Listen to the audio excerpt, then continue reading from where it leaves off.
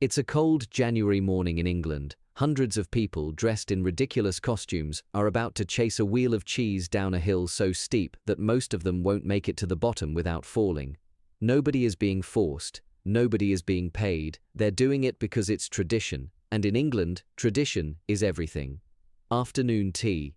Picture this. It's 4 o'clock in the afternoon. You sit down at a table with a tiered silver stand in front of you. On it, finger sandwiches, warm scones, clotted cream, and small cakes. A pot of tea arrives. This is afternoon tea, and it has been a part of English life since 1840. It didn't start in a grand hotel. It started because someone was hungry between meals. A duchess found the gap between lunch and dinner too long, so she began having tea and small snacks brought to her room in the afternoon. Others caught on quickly. Before long, it became a social event for the upper classes. But here's what makes it truly English. It's not just about the food. There's an order to it. You pour the tea first. The sandwiches come before the scones. The scones come before the cake. Get it wrong, and you'll know about it. Cities like London and Bath are famous for their afternoon tea experiences. Some hotels charge over £50 a head for it. Yet the tradition itself costs nothing to understand. It's about slowing down, sitting together, and doing things properly. Guy Fawkes Night. Every 5th of November, the English sky lights up.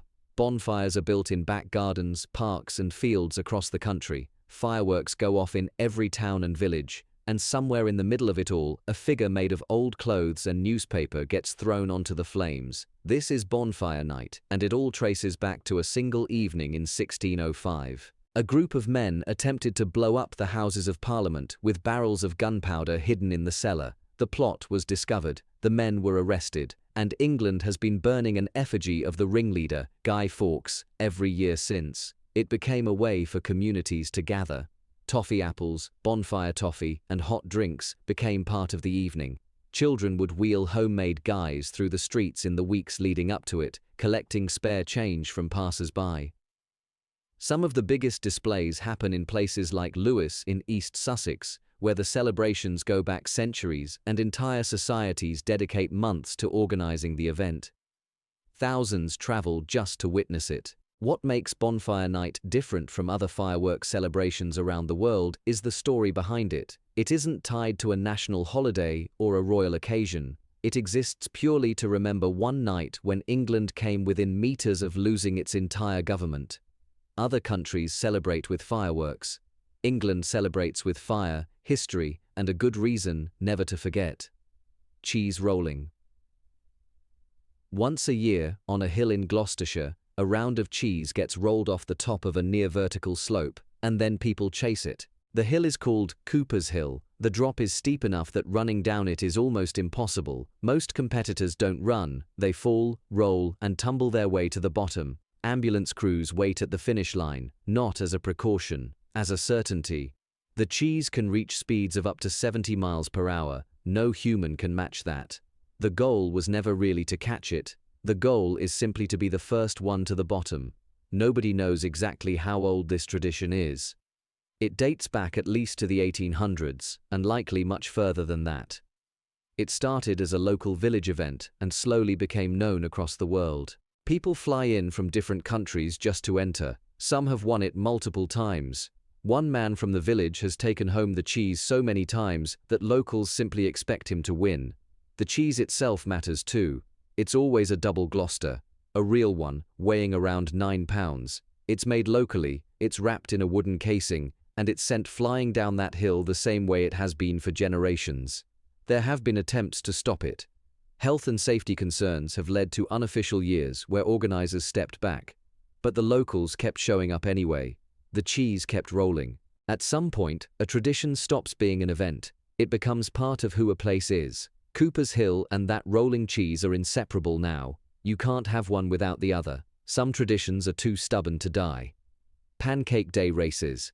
Every year, on the Tuesday before Lent begins, something unusual happens on the streets of a small town in Buckinghamshire. Women line up in aprons and headscarves, holding frying pans. A whistle blows, and they run. This is the Olney Pancake Race, and it has been happening since 1445. The story goes that a woman in Olney was so caught up making pancakes that she lost track of time. She heard the church bell ring and ran to the service still holding her frying pan. The town never let her forget it. The rules are simple. Each runner must carry a frying pan with a pancake in it. The pancake must be flipped at least 3 times during the race. The course is 415 yards long. First one across the finish line wins. But there's a twist that most people don't know about. Olney has a rival. A town in Kansas, America, has been running its own pancake race since 1950. Every year, the two towns compete against each other, comparing times across the Atlantic to see who wins bragging rights for that year. It's a friendly rivalry that has lasted decades. Two towns, thousands of miles apart, connected by a frying pan and a 600-year-old legend. What makes Olney's race special, though, isn't the competition. It's the continuity. Wars came and went. The world changed completely.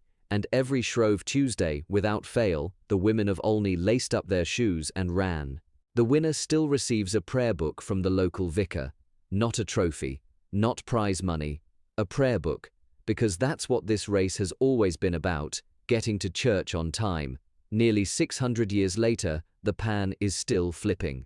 Morris dancing. There's a particular sight that stops tourists in their tracks across English villages every spring. A group of men and women in white clothing, bells strapped to their shins, waving handkerchiefs in the air and stamping their feet in perfect unison. This is Morris dancing, and it has been part of English life since at least the 1400s. Nobody agrees on exactly where it came from. Some say it arrived from mainland Europe.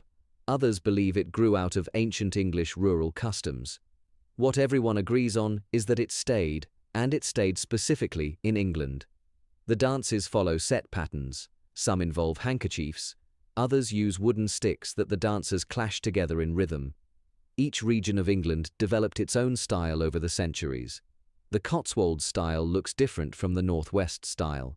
Both are unmistakably Morris. The dancers are organized into groups called sides. Each side has its own identity, its own kit, and its own repertoire of dances. Some sides have been active for over 100 years without interruption. It nearly died out in the early 20th century. A folk music revival saved it. Collectors traveled the country, recording the steps and songs from elderly dancers before the knowledge was lost forever. Had they arrived a decade later, much of it would have been gone for good. That rescue effort worked. Today, there are hundreds of active Morris sides across England. They perform at village fêtes, town centres, and country fairs throughout the year. Every May Day, dancers gather at dawn in towns and villages to perform, some at the tops of hills, watching the sunrise, some in market squares, some outside pubs at 6 in the morning with a pint already in hand. Morris dancing was almost lost once. The people who loved it refused to let that happen again. And so every spring, the bells ring out across England, just as they have done for 600 years. Full English breakfast. There is one meal in England that requires no menu. Everyone already knows what's on the plate before it arrives. Eggs, bacon, sausages, baked beans, grilled tomatoes, mushrooms, black pudding, toast, and a mug of tea on the side. This is the full English breakfast, and it is one of the most recognizable meals in the world. It wasn't always a morning tradition. For centuries, a large cooked breakfast was simply what working people ate before a long day of physical labor. It needed to be filling, it needed to last, and it needed to be cheap enough for ordinary families to put on the table. Over time, it became something bigger than just a meal. Boarding houses served it to travelers. Cafes built their entire reputation around it. The Greasy Spoon, a small, no-frills cafe found on high streets across England, made the full English its signature dish. But here's what most people don't realize. There are unwritten rules about how it's served. The eggs can be fried, scrambled, or poached, but never boiled. The bacon must be back bacon, not the thin, streaky kind. The beans go on the side, never on top of anything else. Break these rules in the wrong cafe and the regulars will notice. Order one today and the plate looks almost identical to what it looked like 100 years ago. The portions are generous. The cooking is simple. Nothing on that plate is trying to impress anyone. That's exactly the point. Other countries have cooked breakfasts. America has its diners. France has its pastries. But nothing else combines that exact set of ingredients in that exact way, served at that exact time of morning, with quite the same sense of occasion. During both World Wars, when food across Britain was heavily rationed, the full English was one of the few meals that stayed on the table in some form. Families adapted, ingredients were swapped out. But the idea of a proper cooked breakfast never disappeared.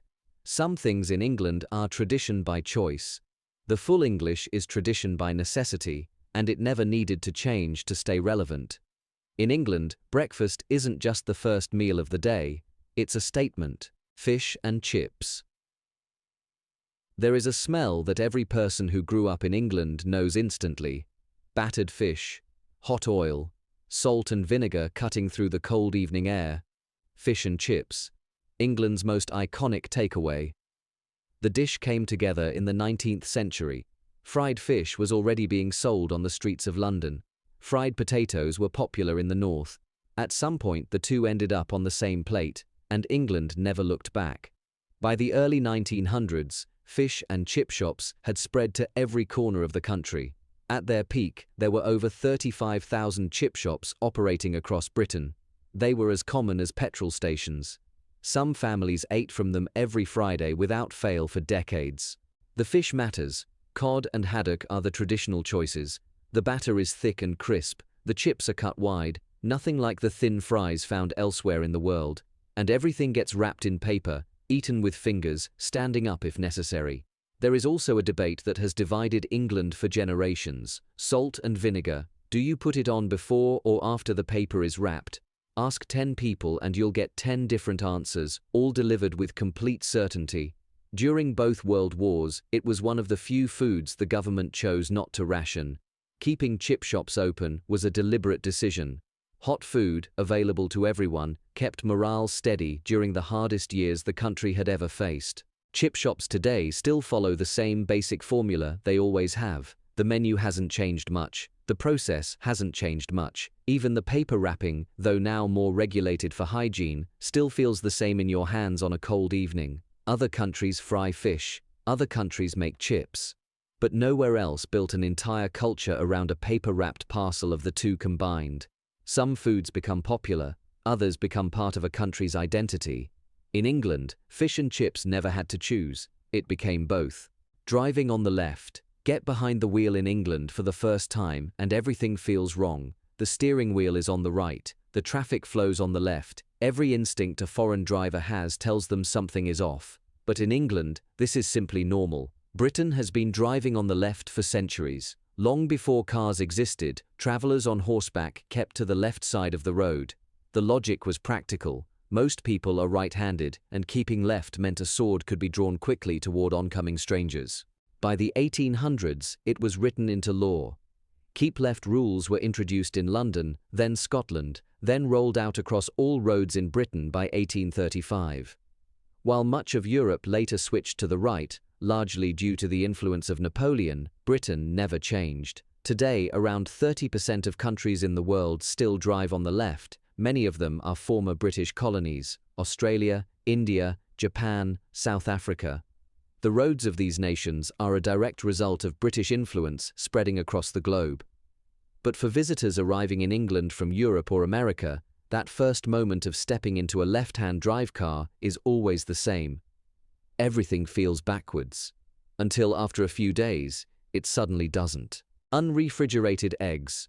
Walk into any supermarket in England and head to the egg aisle. You won't find them next to the milk. You won't find them in a chilled cabinet. They'll be sitting on an ordinary shelf, at room temperature, stacked neatly in cardboard boxes. To most British shoppers, this is completely unremarkable. To an American visitor, it looks like a food safety violation. The difference comes down to how eggs are treated before they reach the shelf. In the United States, eggs are washed during processing. This removes bacteria, but also strips away a natural protective coating on the shell. Without that coating, the egg becomes vulnerable to contamination and must be kept cold. In Britain, that washing is not permitted. The protective coating stays intact, and an egg with its natural coating can sit safely at room temperature for weeks. Neither method is wrong. They are simply two different approaches that then require two completely different storage solutions. The result is that British kitchens have always kept eggs on the counter or in a cupboard. British recipes assume it. British bakers will tell you that room temperature eggs work better in a mixture than cold ones straight from the fridge. It is one of those small, everyday differences that tells a much bigger story about how two countries can look at the same thing and arrive at completely opposite conclusions, both entirely convinced they are right. The cup of tea remedy. Someone loses their job. A relationship ends. A pipe bursts in the kitchen. The response in England is always the same. Put the kettle on. Tea has been part of English life for over 350 years. It arrived as an expensive luxury, traded from China and affordable only to the wealthy. Then the empire expanded. Tea plantations spread across India. The price dropped, and tea moved from the dining rooms of the upper class to the kitchen tables of everyone else. By the 20th century, it was everywhere. Factories had tea breaks built into the working day. Hospitals served it to patients. Soldiers were given it in the trenches. When bombs fell on English cities during the Second World War, the first thing people did when they emerged from the rubble was find a way to boil water. Today, the numbers are staggering. British adults drink an average of 2.7 cups of tea per day. Nearly half of all Britons drink 4 or more cups daily. Office workers take turns making rounds. One person gets up, makes tea for the entire room, and nobody thinks to question it. It isn't really about the tea. It never was. Making someone a cup of tea is the English way of saying, "I'm here. Things are difficult. Sit down for a moment." No other country turned a hot drink into an emotional language quite like England did, and somewhere in England right now, a kettle is already boiling. These traditions didn't survive by accident. They survived because people chose to keep them alive. Generation after generation, in small towns and village squares across England, someone decided that this was worth continuing. Some of them make no logical sense: chasing cheese down a hill, racing with a frying pan, dancing with bells on your shins at sunrise, but logic was never really the point. England is a country that has been through wars, revolutions, and more change than most places on earth, and yet on a Tuesday in February, somewhere in Buckinghamshire, a woman is still flipping a pancake. On a hill in Gloucestershire, someone is already planning how to stay on their feet this time. And in a cafe on a high street somewhere in England right now, a plate of eggs, bacon, sausages, and beans has just been placed on a table in front of someone who has eaten the exact same meal 100 times before and ordered it anyway. These aren't just traditions, they're proof that some things refuse to be left behind, and there are dozens more where those came from.